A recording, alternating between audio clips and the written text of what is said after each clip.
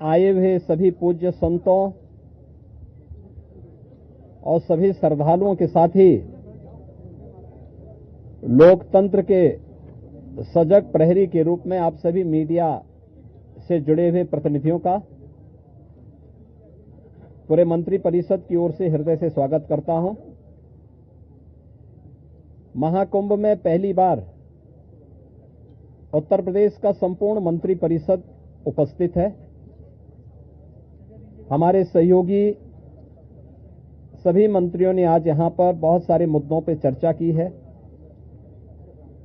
प्रदेश के विकास से जुड़े हुए जो नीतिगत निर्णय हैं उन मुद्दों पर चर्चा हुई है।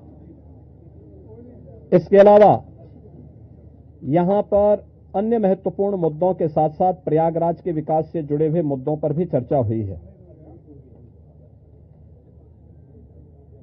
इस अवसर पर जिन मुद्दों पर आज यहां चर्चा हुई है उनमें खासतौर पर प्रदेश सरकार के जो महत्वपूर्ण मामले हैं उनमें से उत्तर प्रदेश की जो एरोस्पेस और डिफेंस एंड एम्प्लॉयमेंट से संबंधित जो पॉलिसी है उस पॉलिसी 2024 ये 2018 में हमने बनाई थी, उसी पॉलिसी के 5 साल पूरे हो चुके हैं। अब उसको नए सिरे से बनाने की व्यवस्था की गई है। इस पॉलिसी को यहां पर अब हम लोगों ने बड़े निवेश को आमंत्रित करने के लिए उसमें नए इंसेंटिव की घोषणा की है। आज इस पर चर्चा हुई है।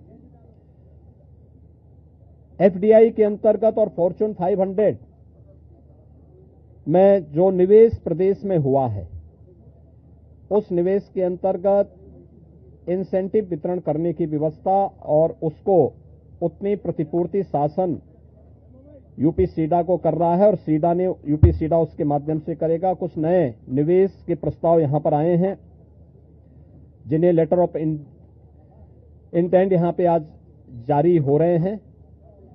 इनमें एक मिर्जापुर का है, 10,000 करोड़ रुपए से अधिक का निवेश का है, एक मुरादाबाद का है और अन्य 2 प्रस्ताव जिन पर आज यहां पर लेटर ऑफ इंटेंट के बारे में चर्चा हुई है।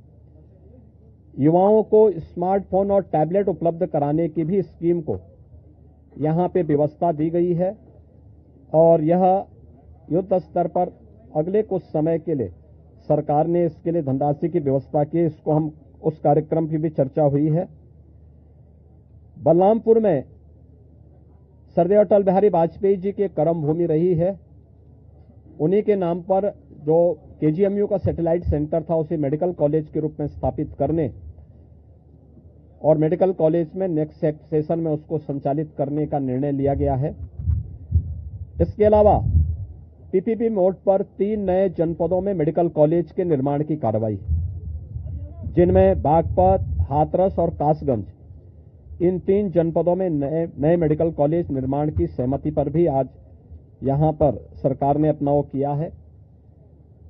टाटा टेक्नोलॉजीज के साथ में मिलकर के प्रदेश के अंदर 62 आईटीआई को 5 centre of innovation, invention and incubation and training centre की स्थापना के बारे में भी एक नए प्रस्ताव को, जो एक प्रकार का हब एंड स्पोक मॉडल होगा और मॉडर्न एज कोर्सेज के साथ उत्तर प्रदेश के युवाओं को जोड़ने के लिए कार्यक्रम के साथ सहमति भी आज मंत्री परिषद ने यहां पर इस प्रस्ताव को भी दिया है।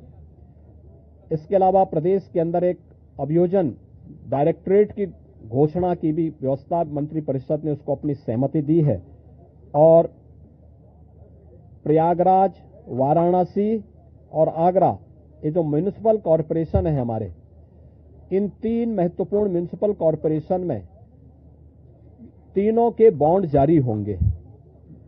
अब तक हमने लखनऊ और गाजियाबाद के बॉन्ड जारी किए थे जिसके बहुत अच्छे रिजल्ट सामने आए हैं।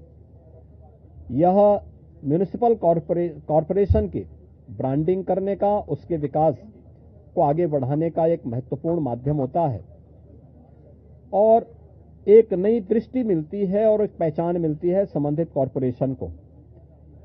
यहां पर आप प्रयागराज के महत्व को आप देख रहे हैं। वैश्विक मंच पर इस समय हमारा प्रयागराज छाता हुआ दिखाई दे रहा है।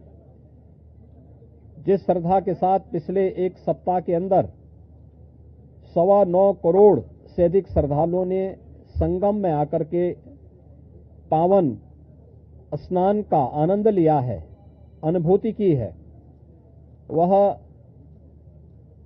यानी अविस्मरणीय है, अकल्पनीय है। तो प्रयागराज म्युनिसिपल कॉरपोरेशन प्रयागराज के लिए एक सुपर स्पेशलिटी हॉस्पिटल के लिए एक बॉन्ड जारी करने जा रहा है। ऐसे ही आगरा के लिए एक बॉन्ड जारी होने जा रहा है। वहां से संबंधित जो आवश्यकता है वहां का म्युनिसिपल कॉरपोरेशन जारी करेगा। और वाराणसी काशी विश्वनाथ धाम आदरणीय प्रधानमंत्री जी की प्रेरणा से बनने के बाद काशी वैश्विक पटल पर छा रहा है। तो स्वाभाविक रूप से 3 म्युनिसिपल कॉरपोरेशन के बॉन्ड जारी करने की कार्रवाई को भी यहां पर आज घोषणा के साथ हम लोगों ने इसको जोड़ा है। मित्रों, प्रयागराज के इस महाकुंभ को ध्यान में रख करके और प्रयागराज के साथ साथ इस पूरे क्षेत्र का एक सस्टेनेबल डेवलपमेंट के कार्यक्रम के साथ जोड़ने की कार्रवाई आदरणीय प्रधानमंत्री जी की प्रेरणा से इसको आगे बढ़ाने के लिए सरकार ने तय किया है कि इसको लेकर के हम लोग जो आदरणीय प्रधानमंत्री जी का विजन है, जैसे लखनऊ में हम लोगों ने स्टेट कैपिटल रीजन लखनऊ और उसके आसपास के जनपदों को मिलाकर के एक डेवलपमेंट का प्लान बनाया है, ऐसे ही प्रयागराज और चित्रकूट को मिलाकर के एक डेवलपमेंट रीजन यहां पे हम डेवलप करेंगे। इसके लिए इंफ्रास्ट्रक्चर के लिए जो महत्वपूर्ण होगा वह एक गंगा एक्सप्रेसवे का एक्सटेंशन हम लोग देंगे। गंगा एक्सप्रेसवे प्रयागराज से मिर्जापुर, मिर्जापुर से भदोई होते हुए संत रविदास नगर होते हुए यह काशी, चंदौली और गाजीपुर में पूर्वांचल एक्सप्रेसवे के साथ जुड़ेगा। इसके अलावा वाराणसी और चंदौली से यही एक्सप्रेसवे सोनभद्र को जोड़ते हुए नेशनल हाईवे के साथ जुड़ेगा। तो यह इंफ्रास्ट्रक्चर की दृष्टि से जैसे प्रयागराज में प्रयागराज चित्रकूट डेवलपमेंट रीजन यहां पे हम लोग तैयार करने जा रहे हैं, वैसे ही वाराणसी में भी वाराणसी बिंद एक डेवलपमेंट रीजन वहां पे भी डेवलप करने की कार्रवाई पर नीति आयोग के साथ मिलकर के इस कार्यक्रम को तेजी के साथ आगे बढ़ाया जा रहा है। तो ये डेवलपमेंट के वे रीजन होंगे जो वास्तव में यहां की न केवल पर्यटन की दृष्टि से बल्कि आर्थिक उन्नयन में और यहां पे रोजगार सृजन में बड़ी भूमिका का निर्वहन करेंगे। उस प्रकार का इंफ्रास्ट्रक्चर की दृष्टि से एक्सप्रेसवे एक तो ये एक्सटेंशन हम लोग इसको करने जा रहे हैं जो प्रयागराज, बिंद और काशी एक्सप्रेसवे के रूप में इसे हम लोग जानेंगे। दूसरा है चित्रकूट से चित्रकूट और प्रयागराज के गंगा एक्सप्रेसवे को जोड़ने के लिए बुंदेलखंड एक्सप्रेसवे को गंगा एक्सप्रेसवे के साथ यहां पर भी जोड़ने की कार्रवाई को आगे बढ़ाना, जो चित्रकूट की दूरी को प्रयागराज के साथ जोड़ सके और रीवा हाईवे जो नेशनल हाईवे है, इस हाईवे को भी एक सुविधा इस एक्सप्रेसवे के साथ, गंगा एक्सप्रेसवे के साथ या फिर बुंदेलखंड एक्सप्रेसवे के साथ जुड़ने का एक अवसर प्राप्त होगा। तो ये दो महत्वपूर्ण के साथ साथ प्रयागराज की अपनी आंतरिक चैलेंजेज हैं, ट्रैफिक के चैलेंजेज हैं और इसमें हम लोगों ने अभी से यहां पर पहले आदरणीय प्रधानमंत्री जी की प्रेरणा से भारत सरकार के राष्ट्रीय राजमार्ग विभाग ने लखनऊ रायबरेली होते हुए प्रयागराज की दूरी को बहुत आसान किया है, जिसमें गंगा नदी पे एक 6 लेन का ब्रिज भी बन रहा है। इस समय हमने उसकी एक व्यवस्था स्टील ब्रिज दिया है इस पूरे महाकुंभ के दौरान जो प्रॉपर रूप से कार्य कर रहा है, लेकिन वो नया ब्रिज भी समय रहते हुए कंप्लीट हो जाएगा।